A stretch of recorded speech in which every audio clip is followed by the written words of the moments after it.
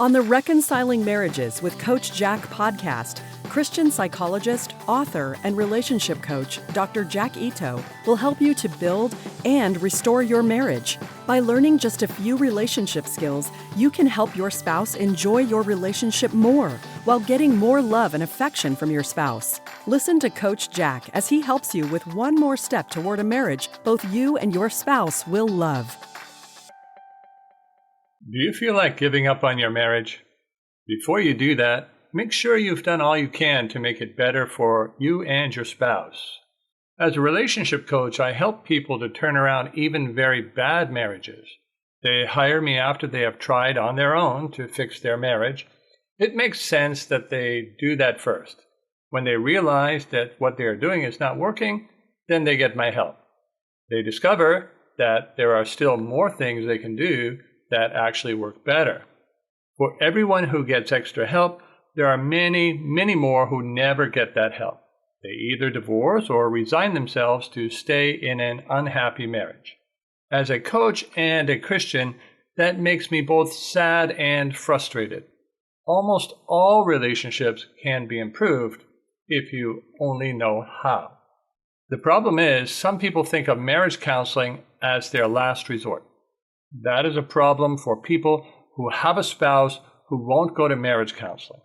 It's also a problem if they went to marriage counseling and had a bad result. When you have a spouse who does not want to work on your marriage or who blames you for everything, counseling is not the appropriate tool.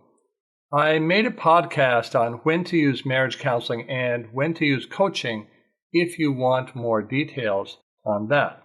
Your most important step is to get rid of the idea that it takes two. The idea that it takes two to build a relationship is not true.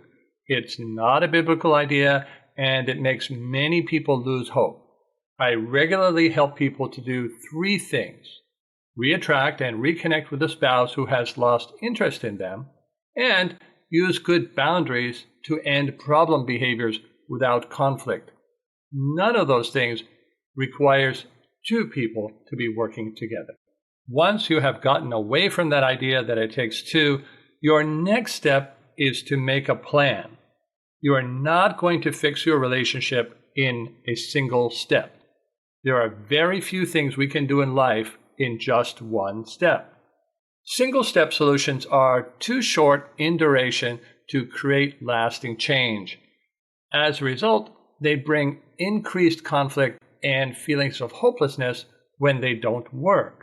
Let me give you some examples of single-step solutions that do not work for bad marriages with disinterested spouses, right? So these do not work if you have a bad marriage with a disinterested spouse. Going to marriage counseling. Do not do that if your spouse is not interested in building your relationship.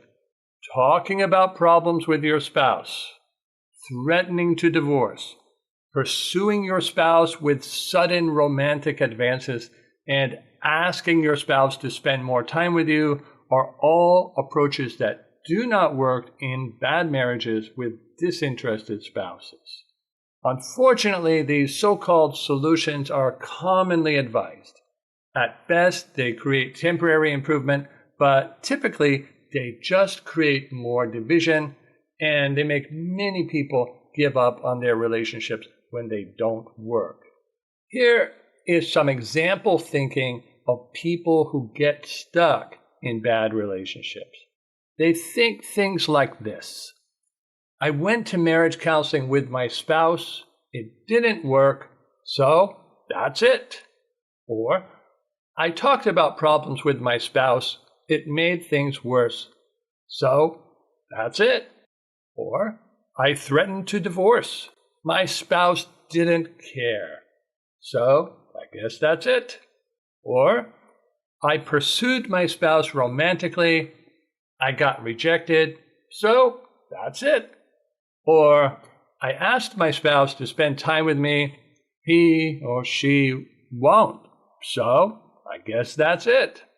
For me, these single-step solutions make no more sense than saying things like, I went to a medical doctor for help with my condition, It didn't help, so that's it.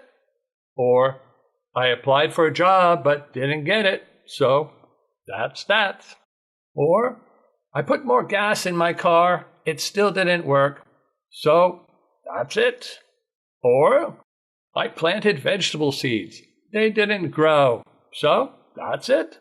Or I took a course on speaking Spanish, I still can't speak it, so that's it. Let me tell you how I help people to have more hope in marriage coaching.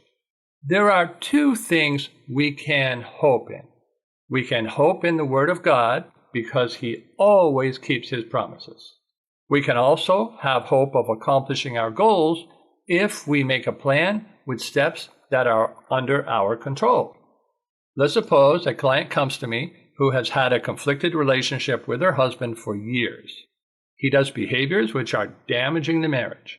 She has repeatedly argued and complained about those behaviors, but he still won't stop. On top of that, they have become like roommates. They have little interaction other than business matters.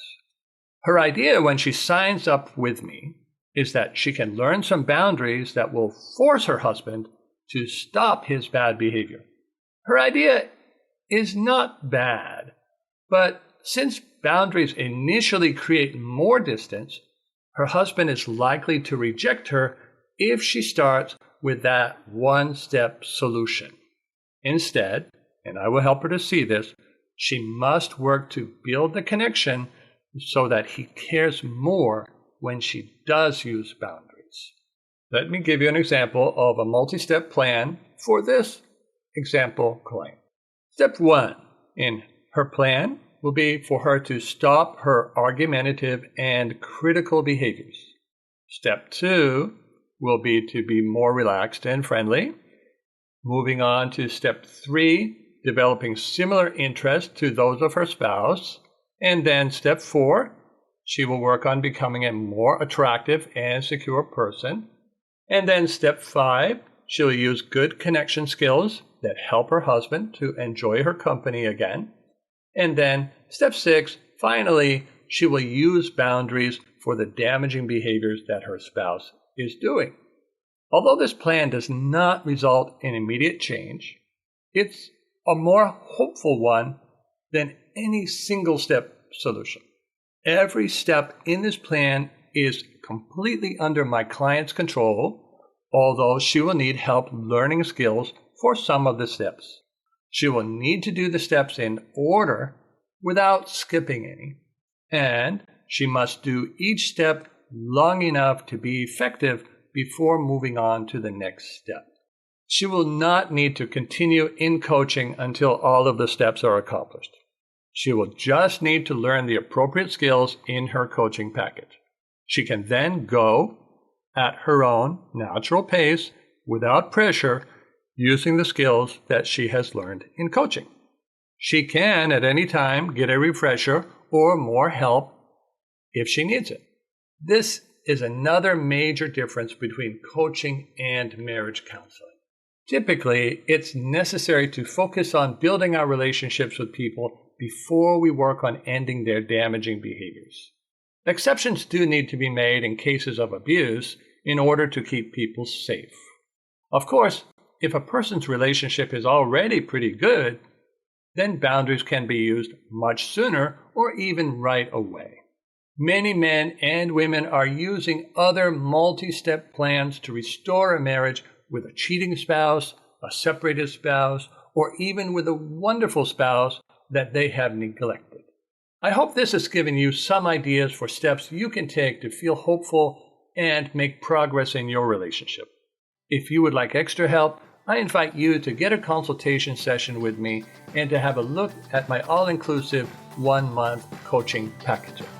Thank you for listening to Reconciling Marriages with Coach Jack. Visit CoachJackIto.com to learn more skills for reconnecting with your spouse and restoring your marriage.